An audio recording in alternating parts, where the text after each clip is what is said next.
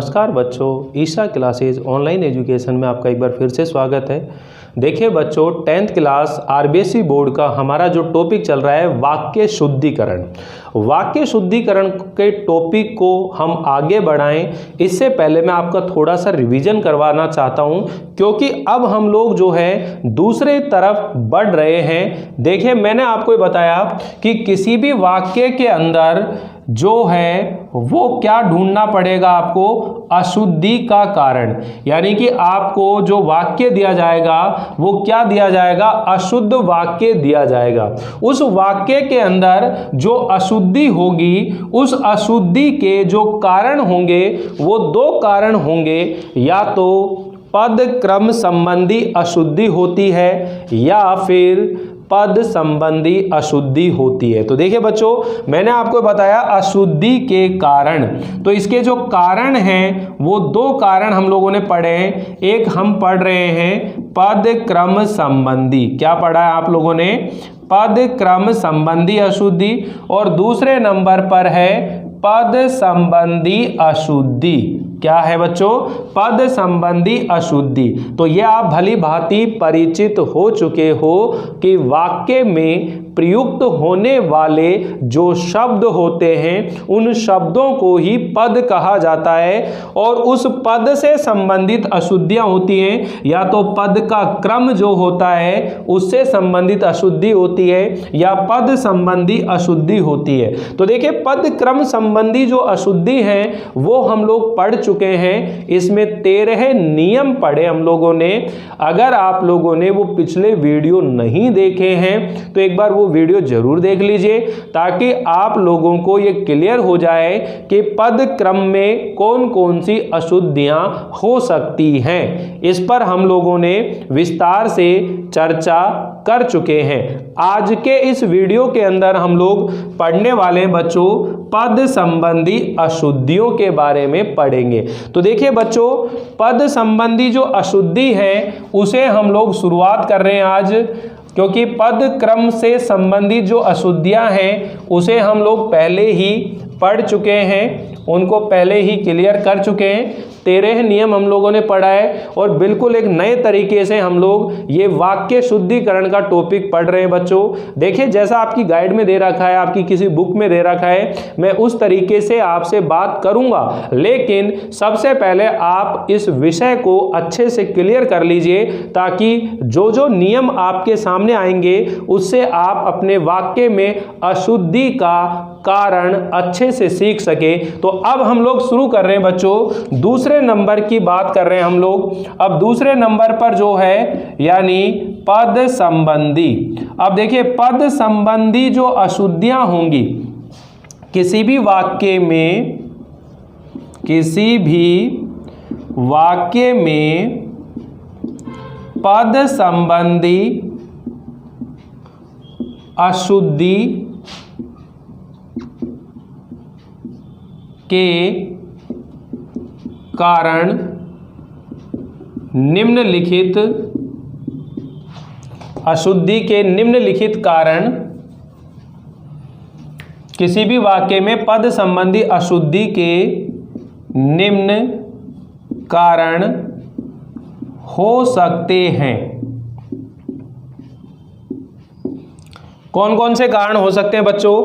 या तो उसके अंदर लिंग संबंधी अशुद्धि होगी, या फिर उसके अंदर वचन संबंधी अशुद्धि होगी, या फिर उसके अंदर कारक से संबंधित अशुद्धि होगी, या फिर उसके अंदर संज्ञा शब्द की अशुद्धि हो सकती है, या फिर उसमें सर्वनाम संबंधी अशुद्धि हो सकती है, या फिर उसके अंदर विशेषण संबंधी अशुद्धि हो सकती है बच्चों, या उसी के अंदर हम लोग बात करें तो क्रियापद यानी क्रिया से संबंधित अशुद्धि हो सकती है। क्रिया के अलावा भी क्या हो सकता है, उसके अंदर लोकोक्ति, लोकोक्ति से संबंधित, या कोई मुहावरे की गलती हो सकती है, मुहावरे से संबंधित अशुद्धियां हो सकती है। तो उसमें जो अशुद्धि है उसके कई कारण हो सकते हैं, या फिर हम कह सकते हैं कि अनावश्यक, अनावश्यक या फिर अनुपयुक्त, अनुपयुक्त पद संबंधी अशुद्धियां आ सकती हैं। ये वो कारण है जो एक पद में अशुद्धि का कारण हो सकता है। तो आपको ये सब बातें जो हैं बच्चों सीखनी पड़ेंगी।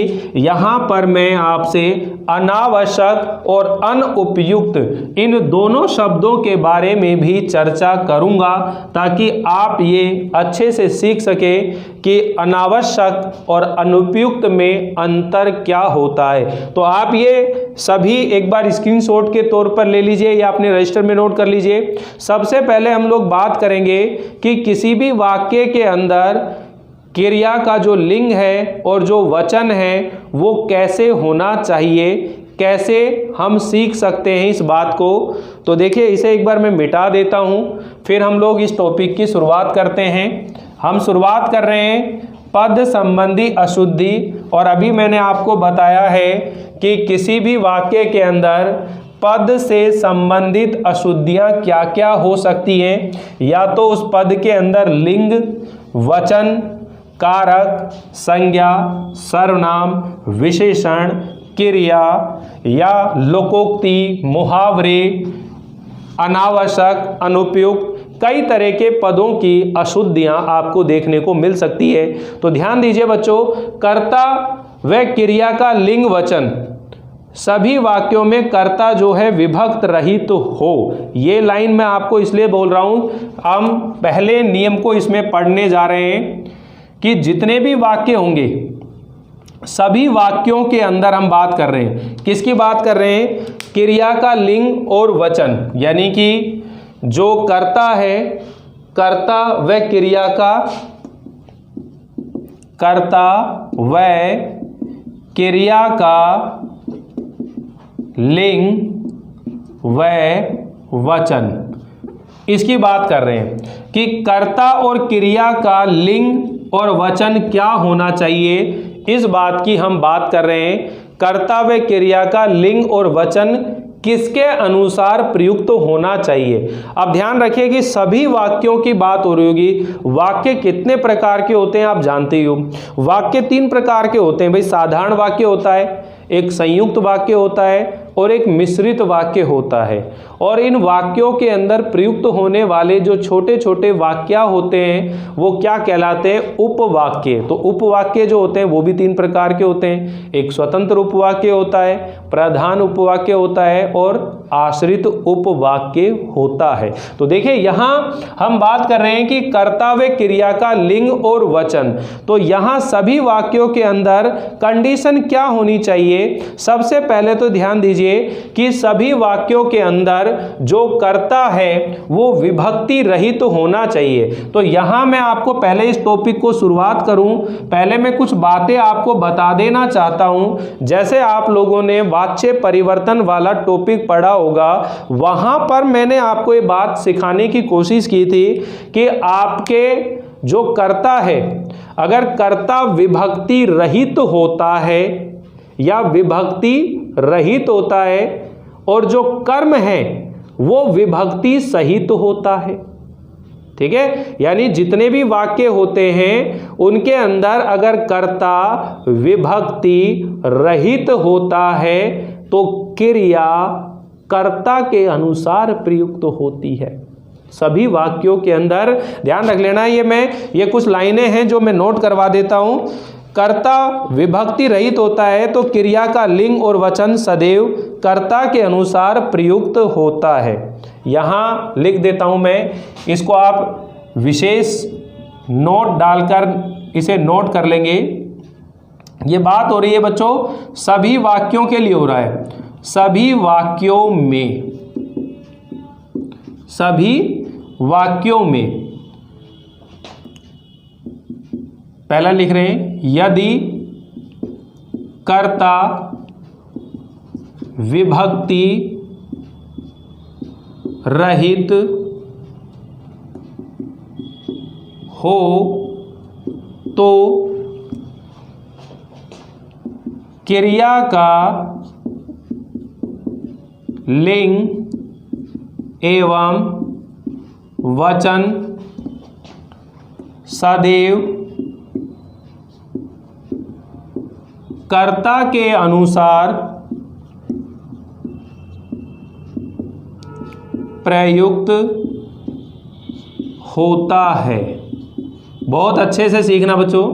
यदि कर्ता विभक्ति रहित हो, यानी कर्ता के साथ में कोई कारक चिन्ह ना लगा हुआ हो, विभक्ति का मतलब यहाँ पर है कारक चिन्ह। अब कारक चिन्ह जो है आप लोग जानते हो, कर्ता ने कर्म को करण से, संप्रदान के लिए अपादान से, अधिकरण संबंध काके की अधिकरण में पे पर, तो ये क्या होते हैं? कारक चिन्ह होते हैं। यदि कर्ता के साथ में कारक चिन्ह ना लगा हुआ हो, कर्ता के साथ में विभक्ति चिन्ह ना लगा हुआ हो, तो उसमें उस वाक्य के अंदर जो क्रिया होगी, उस क्रिया का लिंग और वचन सदैव किसके अनुसार होगा?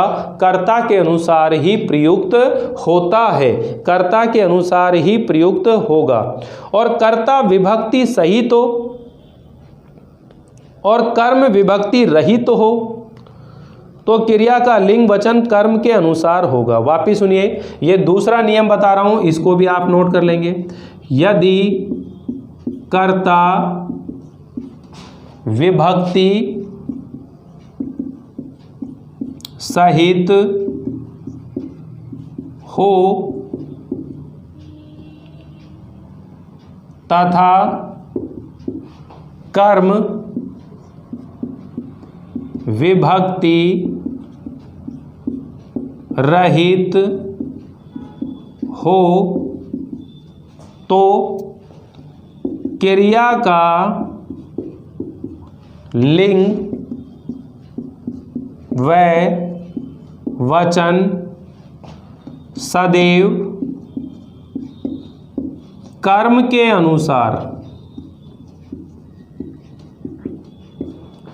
अनुसार प्रयुक्त होता है।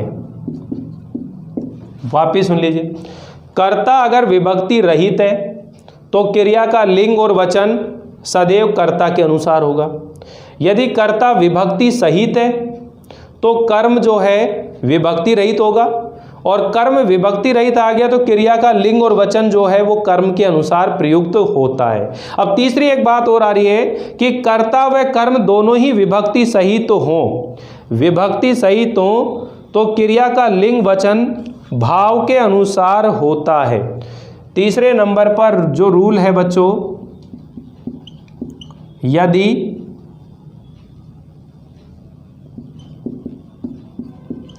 कर्ता व कर्म दोनों विभक्ति सहित हों तो क्रिया का लिंग व वचन भाव के अनुसार प्रयुक्त होता है, भाव के अनुसार प्रयुक्त होता है। ये नियम है, जब हम वाच्य परिवर्तन पढ़े थे वहाँ पर यहाँ चर्चा की थी कि कर्ता के अनुसार जब क्रिया प्रयुक्त होती है तो कर्तृवाच्य होता है, और कर्म के अनुसार जब क्रिया प्रयुक्त होती है तो उसे कर्मवाच्य कहते हैं, और जब भाव के अनुसार क्रिया प्रयुक्त होती है तो उसे हम भाववाच्य कहते हैं। तो यहाँ एक चीज़ जरूर सीख लीजिएगा, यदि किसी वाक्य के अंदर कर्ता जो है वो विभक्ति रहित होता है, यानी कर्ता के साथ में कोई कारक चिन्ह प्रयुक्त नहीं होते हैं, तो जो क्रिया का लिंग और वचन है, क्रिया का जो लिंग और वचन है वो हमेशा कर्ता के अनुसार प्रयुक्त होगा। लेकिन दूसरी बात क्या कहता है, यदि कर्ता विभक्ति सहित हो, यानी कर्ता के साथ में कोई विभक्ति लगी हुई हो, और कर्म विभक्ति रहित हो, तो क्रिया का लिंग और वचन जो है वो हमेशा कर्म के अनुसार प्रयुक्त होगा। किसके अनुसार प्रयुक्त होगा? कर्म के अनुसार प्रयुक्त होगा। आगे क्या कहता है कि यदि कर्ता व कर्म दोनों विभक्ति रहित हो, यानी कि दोनों ही विभक्तियों के साथ में प्रयुक्त किए गए हों तो क्रिया का लिंग और वचन भाव के अनुसार प्रयुक्त होता है। अब यहां पर देखिए क्या कह रहे हैं कि कर्ता व क्रिया का लिंग और वचन, सभी वाक्यों के अंदर बात चल रही है कि सभी वाक्यों में कर्ता कैसा होना चाहिए, विभक्ति रहित तो होना चाहिए। पहला रूल पढ़ रहे हैं अपन, कर्ता व क्रिया का लिंग वचन। ये क्या कह रहा है कि सभी वाक्यों में कर्ता विभक्ति रहित हो। अब नियम सुनते चलना, सभी वाक्यों में कर्ता विभक्ति रहित हो। अगर विभक्ति रहित होगा तो क्रिया का लिंग और वचन सदैव किसके अनुसार प्रयुक्त होगा, कर्ता के अनुसार प्रयुक्त होगा। ये बात क्लियर है। आगे क्या ध्यान रखना, ये क्या नियम बता रहा है कि यदि वाक्य में एक से अधिक कर्ता हो, ये नियम लिख रहा हूं, इसी का फर्स्ट नियम है, यदि किसी वाक्य में एक से अधिक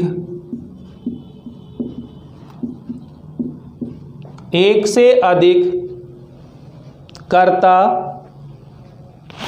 असमान लिंग के हों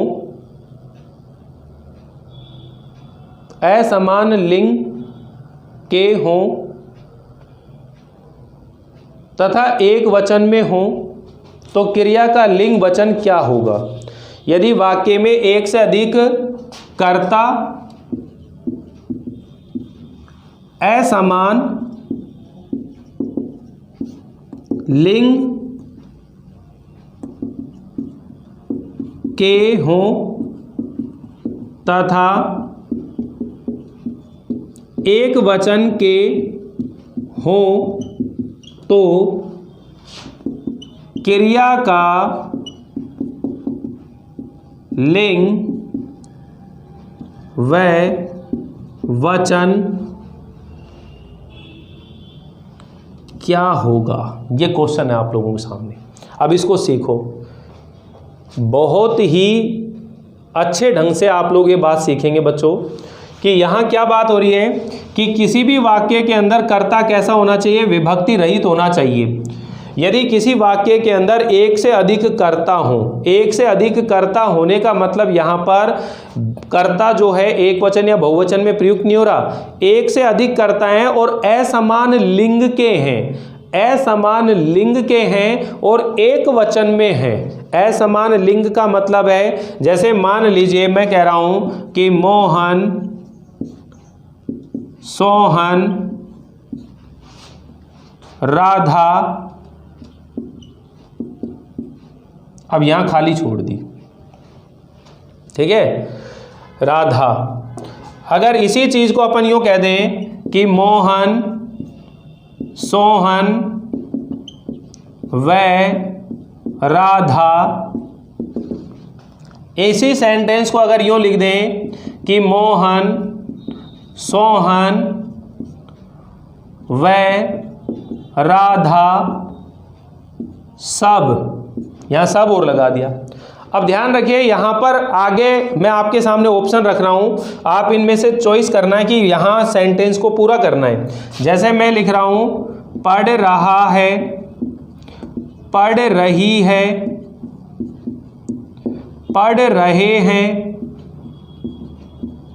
या सभी, ये ऑप्शन है। अब इसमें ध्यान रखिए कि ये जो वाक्य दिया गया है और इस वाक्य की पूर्ति करनी है। मैंने क्या कहा कि यदि किसी वाक्य के अंदर एक से अधिक कर्ता हो तो यहां पर देखो मोहन, सोहन, राधा, मोहन, सोहन, राधा एक से अधिक कर्ता हैं लेकिन असमान लिंग के हों तो देखिए यहां पर सोहन, मोहन पुल्लिंग है, राधा स्त्रीलिंग है। असमान लिंग के हों और एक वचन के हों, और क्या हो, एक वचन के हो, तो यहां पर ये भी देखिए एक वचन के।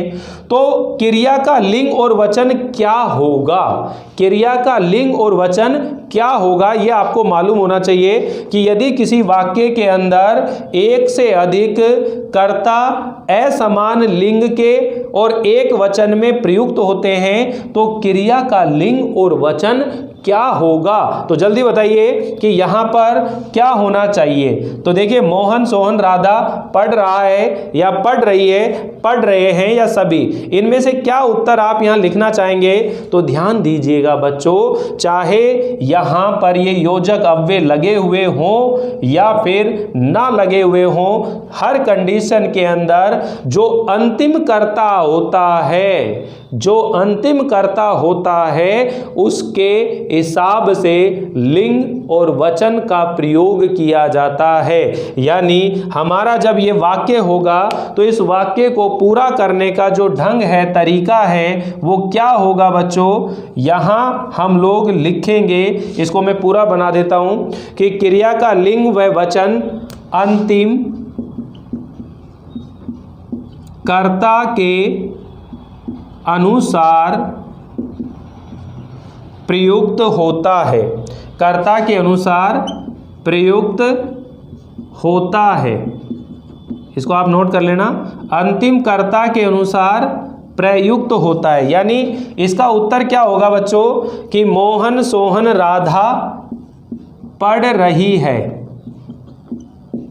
जी हाँ, अंतिम में जो कर्ता होगा उसी के अनुसार मोहन, सोहन, राधा पढ़ रही है। मोहन, सोहन व राधा पढ़ रही है, ठीक है। और यहां पर मोहन, सोहन व राधा सब पढ़ रहे हैं। जैसे ही समूह सूचक शब्द का प्रयोग किया जाएगा तो यहां इसे हम लोग बहुवचन बना देंगे, पढ़ रहे हैं, पढ़ रहे हैं। तो एक बार वापिस से समझिएगा कि हमने क्या बात यहां पढ़ने की कोशिश की है बच्चों, कि यदि किसी वाक्य के अंदर कर्ता जो है वो विभक्ति रही, तो देखिए यहां पर विभक्ति नहीं लग रही है, और जब असमान लिंग के कर्ता का प्रयोग किया जाता है और वो सब एक वचन में होते हैं, तो क्रिया का लिंग और वचन जो है वो हमेशा अंत में जो कर्ता होगा उसके अनुसार प्रयुक्त किया जाएगा, क्रिया का लिंग और वचन। तो ये तो कर्ता कारक से संबंधित बात हो गई। ये किससे संबंधित बात हो गई? कर्ता कारक से संबंधित बात होगी। तो एक बार स्क्रीनशॉट ले लीजिए। फिर हम लोग आगे बढ़ते हैं कि जो कर्म कारक है, कर्म कारक के बारे में बात करते हैं। कर्म से संबंधित क्रिया का लिंग और वचन, इस बारे में पढ़ते हैं। तो एक स्क्रीनशॉट हो जाए इसका, और उसके बाद में हम लोग अगले नियम की ओर चलते हैं। तो ये जो सामने आपके बराबर में लिखे हुए हैं, इनको आप जरूर समझते हुए चलें। यदि कर्ता विभक्ति रहित होता है तो क्रिया का लिंग और वचन जो है हमेशा किस में रहता है? कर्ता के अनुसार। और यदि कर्ता विभक्ति सहित हो जाए और कर्म विभक्ति रहित हो तो फिर क्रिया का लिंग वचन कर्म के अनुसार होता है। और कर्ता और कर्म दोनों ही विभक्ति सहित हो तो फिर क्रिया का जो लिंग और वचन है वो भाव के अनुसार प्रयुक्त होता है। अभी हम लोगों ने पढ़ा कि किसी भी वाक्य के अंदर यदि एक से अधिक कर्ता आ जाएं, एक से अधिक कर्ता आ जाएं और असमान लिंग के हों और एक वचन में हों, तो जो अंत में कर्ता होगा उसी के अनुसार क्रिया का लिंग और वचन लगता है। अगर अंत में जो कर्ता है वो अगर पुल्लिंग में है तो पुल्लिंग, अगर वो स्त्रीलिंग में है तो स्त्रीलिंग, और वो एक वचन में है तो एक वचन, और वो बहुवचन में है तो फिर बहुवचन का ही प्रयोग किया जाता है। यानी कि यदि किसी वाक्य के अंदर एक से अधिक असमान लिंग के कर्ता हो और एक वचन में हो तो अंतिम कर्ता के अनुसार क्रिया का लिंग और वचन प्रयुक्त होता है। ये कर्ता की बात हुई। अब हम पढ़ रहे हैं बच्चों दूसरे नंबर पर कर्म से संबंधित। किससे बात कर रहे हैं? कर्म से संबंधित। कर्म से संबंधित मतलब कर्म से संबंधित जब हम बात करेंगे तो क्रिया का लिंग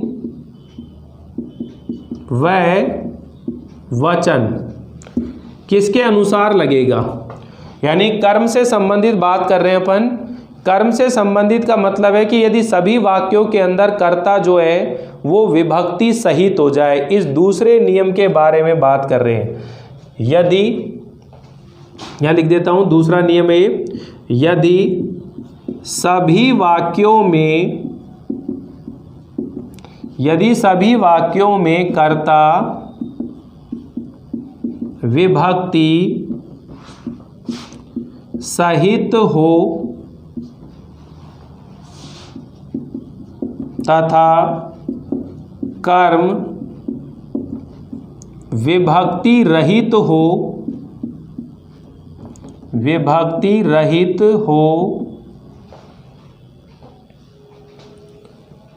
तो क्रिया का लिंग व वचन कर्म के अनुसार प्रयुक्त होता है। रहित हो तो क्रिया का लिंग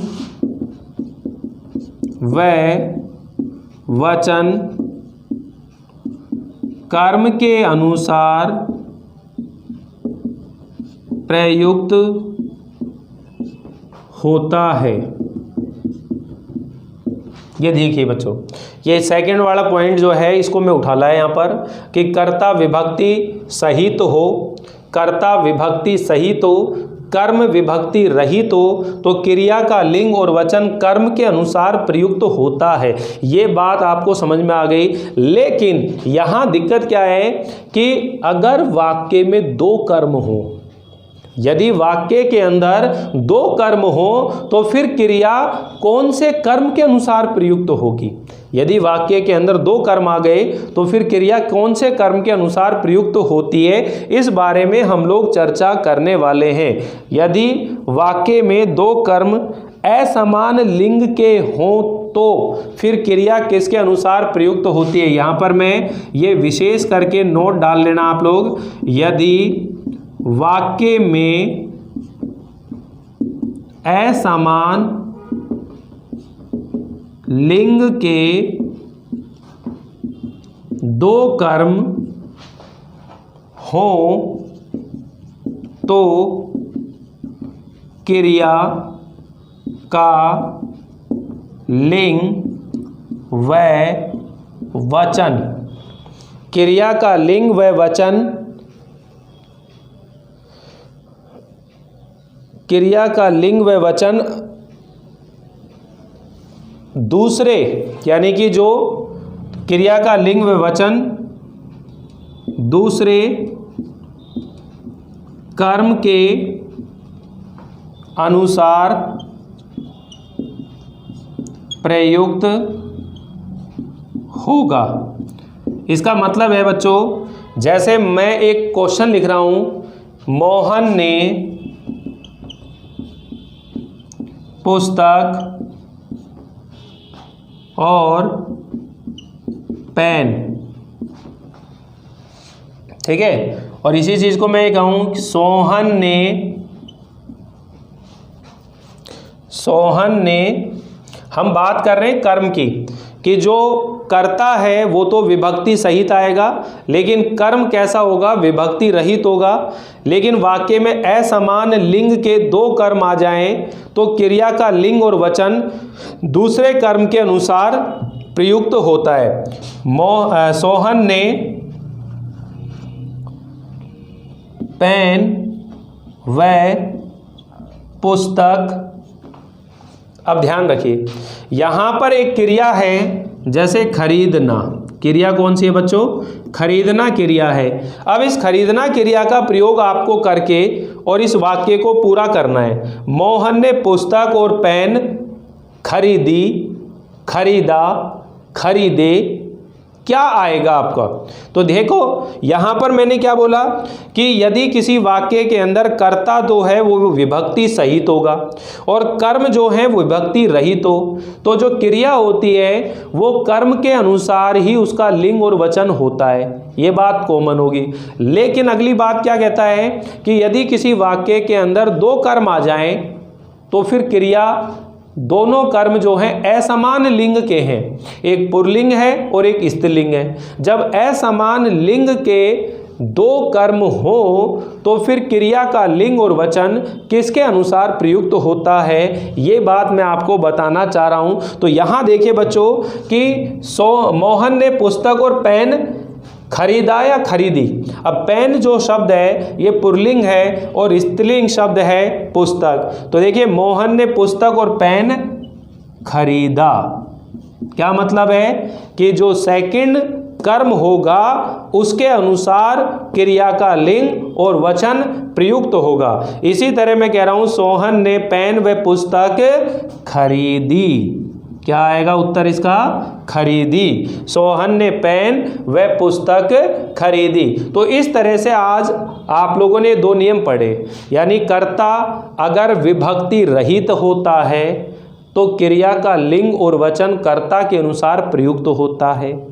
तो वहां हमने देखा कि यदि किसी वाक्य में असमान लिंग के एक से अधिक कर्ता का प्रयोग किया गया हो तो जो अंत में जो कर्ता होगा उसी के अनुसार क्रिया का लिंग और वचन लगता है। इसी तरह हमने कर्म से संबंधित बात देखी कि अगर कर्ता जो है वो तो विभक्ति सहित आ जाए और कर्म विभक्ति रहित हो, और यदि वाक्य में असमान लिंग के दो कर्म आ जाएं तो क्रिया का लिंग और वचन दूसरे कर्म के अनुसार प्रयुक्त होगा, यानी यहाँ जो कर्म होगा उसके अनुसार क्रिया लगती है। अब ये देखिए अशुद्ध कैसे बन सकता है? मोहन ने पुस्तक और पेन खरीदी। ठीक है, यहां पर खरीदी दे दी और यहां पर खरीदा दे दिया। तो ये देखिए वचन संबंधी अशुद्धि हो गई। क्या हो गई? ये लिंग और वचन संबंधी अशुद्धि हो गई। मोहन ने पुस्तक और पेन खरीदी। तो आप जब पढ़ेंगे तो ये उत्तर ऐसा लगेगा यार बिल्कुल सही है, लेकिन ध्यान दीजिए यहाँ पर पेन शब्द जो है पुल्लिंग है, इसलिए इसका जो लिंग आएगा ये पुल्लिंग आएगा, पेन खरीदा। और इसी तरह सोहन ने पेन व पुस्तक खरीदा, तो यहाँ पर भी पुस्तक स्त्रीलिंग है, इसलिए इसके अनुसार इसकी क्रिया आएगी खरीदी। क्या होगी बच्चों? खरीदी। तो इस तरह से आप लोग जो हैं इसका क्या कर देंगे? बदलाव कर देंगे, परिवर्तन कर देंगे। समझ में आ रहा है ना? अभी मैं आपको बहुत सारे क्वेश्चन हल करवाने वाला हूँ, बहुत सारी चीज़ें सिखाने वाला हूँ। फिलहाल मैं आप लोगों को नियमों के ऊपर चर्चा कर रहा हूँ, नियम समझाने की कोशिश कर रहा हूँ, ताकि एक बार नियम क्लियर हो गए ना माइंड में तो फिर हम बहुत सारी चीज़ें सीखेंगे। अभी तो हम अनावश्यक और अनुपयुक्त इन दोनों शब्दों के ऊपर भी क्या करने वाले हैं? चर्चा करने वाले हैं कि अनावश्यक और जो अनुपयुक्त शब्द हैं इन दोनों में अंतर क्या है। तो एक बार फटाफट स्क्रीनशॉट ले लीजिए, फिर हम लोग आगे तीसरे नंबर की बात करते हैं, यानी कर्ता और कर्म दोनों के अनुसार क्रिया का लिंग वचन नहीं हो तो फिर कैसे होगा? तो वो भाव के अनुसार होता है, उस भाव के बारे में हम बात करते हैं, वहाँ पर किस ढंग से ये होगा। तो यहाँ हम लोग बात कर रहे हैं कर्ता और कर्म की। तीसरे नंबर पर बात कर रहे हैं कि यदि वाक्य में कर्ता और कर्म दोनों ही विभक्ति सहित हो, दोनों के ही विभक्ति लग रही हो, तो फिर क्रिया का लिंग और वचन जो होगा वो भाव के अनुसार प्रयुक्त होगा। और जहाँ पर भाव के अनुसार क्रिया का लिंग और वचन प्रयुक्त होता है वहाँ क्रिया सदैव पुल्लिंग में होगी और एक वचन में होती है। वहाँ पर जो क्रिया है बच्चों वो सदैव पुल्लिंग में होती है और एक वचन में प्रयुक्त होती है। कर्ता व कर्म दोनों के अनुसार क्रिया का लिंग और वचन नहीं होगा। यदि वाक्य के अंदर कर्ता व कर्म दोनों विभक्ति सहित हो तो क्रिया का लिंग और वचन भाव के अनुसार होगा। ये लिख लेते हैं। तीसरा नंबर आपका यहाँ नोट किया हुआ है, इसी चीज़ को यहाँ पर नोट कर रहा हूँ मैं। क्या करना है आप लोगों को? यदि कर्ता व कर्म दोनों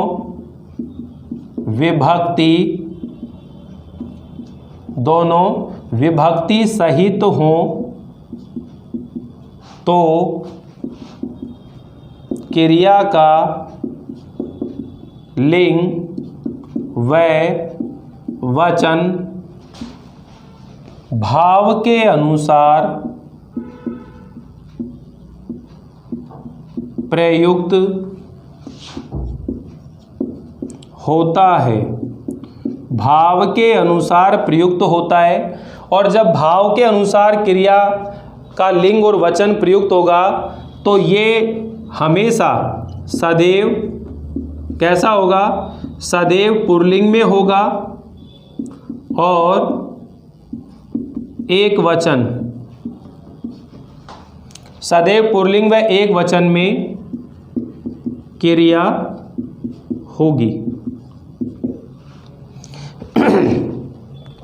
क्रिया सदैव पुल्लिंग और एक वचन में होगी। अब देखिए ये पद क्रम अशुद्धि मैंने कर दी आपके सामने, तो इसको मैं करेक्शन कर देता हूं एक बार कि ऐसे वाक्यों में